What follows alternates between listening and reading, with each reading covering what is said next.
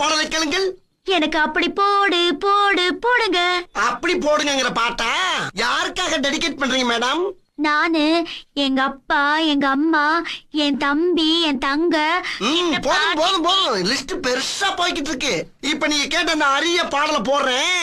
அங்க வர்றதுக்கு கரெக்டா 1/4 மணி நேரம் ஆகும். அது வரைக்கும் இந்த ரேடியோ தொடச்சு வைங்க மேடம்.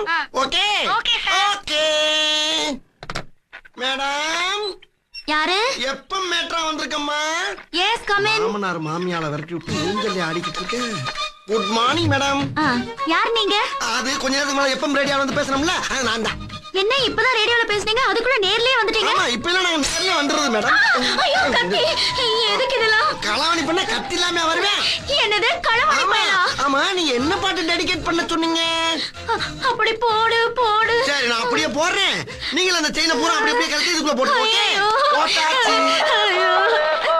நீ களவாணி பண்ணல. நீ இப்படியே தெரிஞ்சா அட்ரஸ் சொல்லிருக்க மாட்டேனே.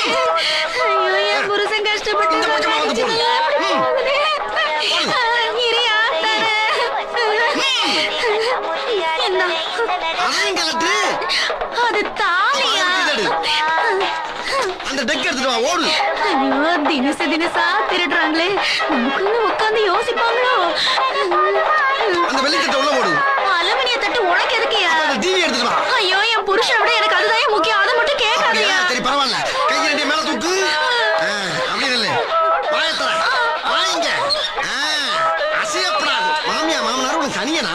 சத்தம் வந்துச்சு, ஆப்பிள் வழியா குத்தி குடல் எடுத்துட்டு பாத்துக்க. அப்படியே கையை